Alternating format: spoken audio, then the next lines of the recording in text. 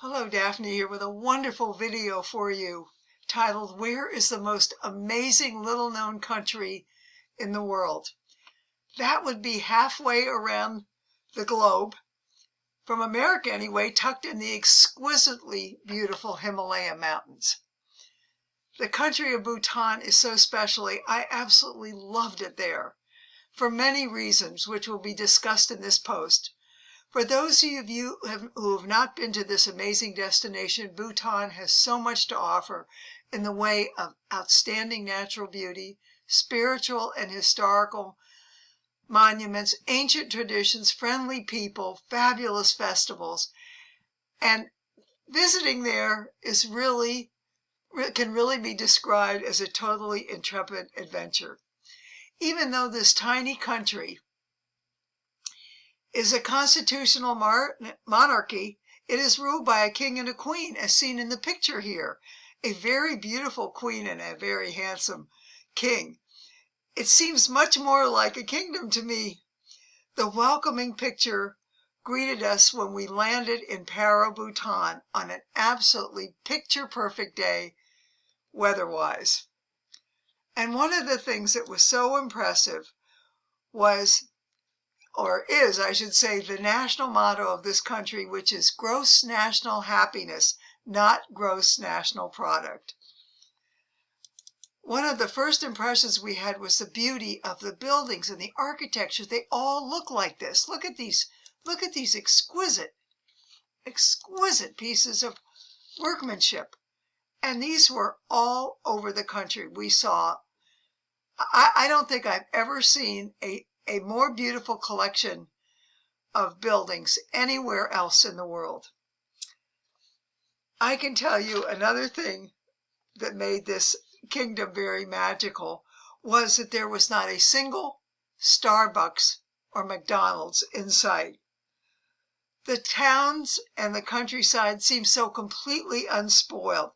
Bhutan has saved itself from the ravages of over-tourism. The number of people allowed in this country a year is limited, and thank goodness for that. This country is like no other I have visited.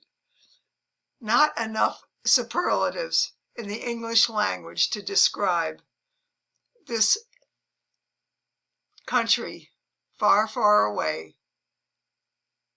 I only have superlatives for this place. Another thing that was amazing to me right from the get-go was how friendly the native people were. They always were smiling. They were just happy to see us. There were no frowns like in other countries when they knew that they were looking at a foreigner. Here's a grandfather and his son. Oh, I just love that picture. And here's a very happy Bhutanese lady. I don't know, they all just made us feel like we belonged there and that we were not intruding on them one bit. There were so many memorable highlights on this trip. It's hard to describe them all, but one of the main ones was Tiger's Nest outside of Paro, Bhutan. Oh my goodness, what a wonderful, amazing place that was. But what an incredibly long hike. I chose to ride halfway up the mountain on a donkey because I really don't like hiking too much, and especially uphill. At the halfway point, with prayer flags flying in the background, a stopping off point. And it was nice to have a little rest before the rest of the trek, because the rest of the trek for me was on foot. Look at this circuitous route up the top of the mountain. Isn't that amazing? Oh, but it was well worth the trip. Look at this amazing monastery that was built in 1692. Can you imagine how the people of the ancient times brought all these materials up to construct this magnificent building?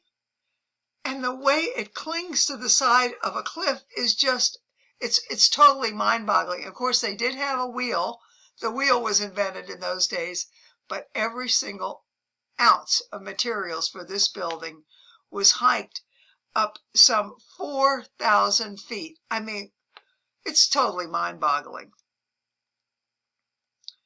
And right before you get to Tiger's Nest are a series of 780 steps that go down and then high up. This picture does not give any glance or glimpse into how dramatically tall and steep those stairs were, but it was well worth it to make it to the final destination, this absolutely incredible building.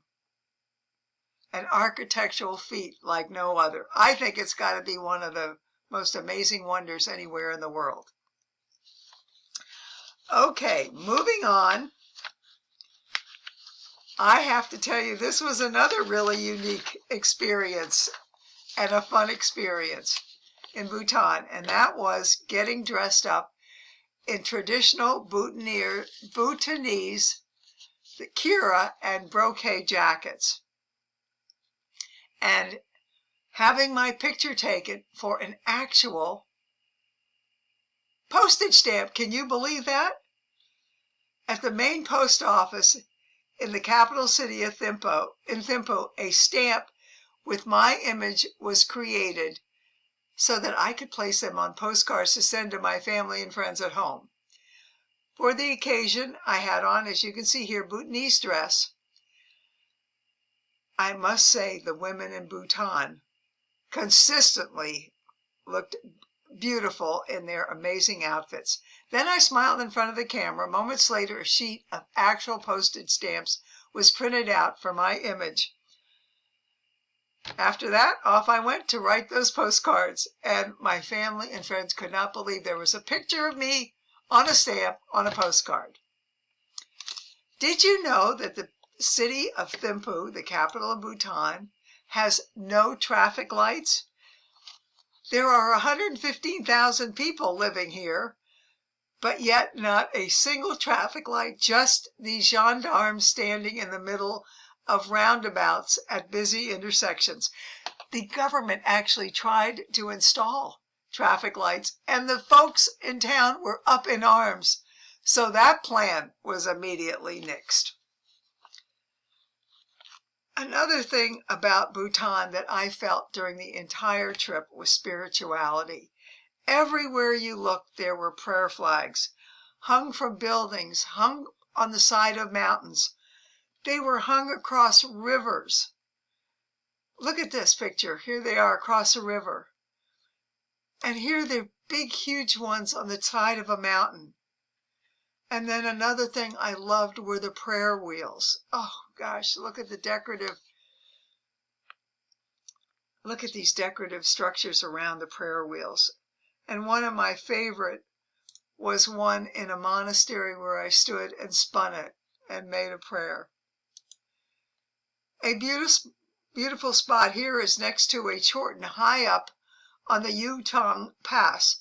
A cup of hot tea warmed us as we enjoyed the sights from this amazing vantage point. And of course there were gorgeous chortens everywhere, so decorative and so special to the people of Bhutan. Okay, this was the Punaka Zong, which is an ancient building, a monastery originally, but now it's an administrative one, but it's where each year the Punaka Festival is held. And this was one highlight of the trip. I, for one, love the traditional and very colorful costumes. It was so much fun to be amongst the Bhutanese families who would come to attend this important festival.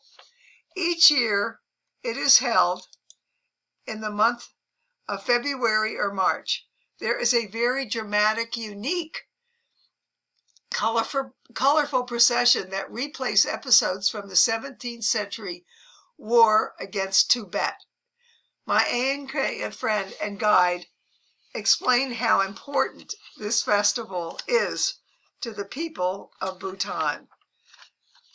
It was a very gay affair, and all the costumes were so interesting and so colorful.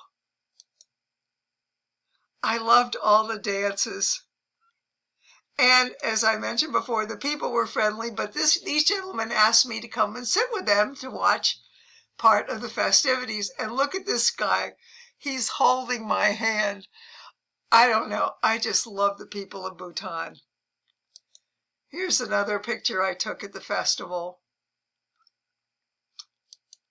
And here are a few of the revelers dancing off stage. And I treated myself to a pair of authentic Bhutanese boots. I took the picture on the right at the festival, and the ones on the left are me in my beautiful pair of authentic handmade boots. The national pastime of Bhutan is archery, and every place where we saw archers doing their thing, there were groups of ladies watching and encouraging them. And unfortunately, you can't see it too well in this picture, but this is, look at that bow. It's incredibly gorgeous. And of course, all over Bhutan, the architecture just blew me away. I mean, it was just exquisite. Everywhere you looked, there were decorations on the building, including a lot of phallic symbols, although I haven't pictured any of those here. But look at these beautiful designs. Absolutely fabulous. And this was the exception rather than the rule. These kind of beautiful buildings were everywhere. Of course, no trip to Bhutan would be finished without buying one of their decorative masks. How I loved every single experience in Bhutan. It was just a magical kingdom in every sense of the word. And when it was finally time to leave, I have to admit, this was one of the most difficult departures of any trip I've taken anywhere in the world. I did not want to leave. This was absolutely at the top of my list of the most interesting, enjoyable, fabulous trips anywhere on planet Earth. I'd love to return to Bhutan, but unfortunately, there are so many other places on planet Earth where I have yet to visit that are calling me, which I have to see with my own two eyes before my time is up on this magical planet on which we live.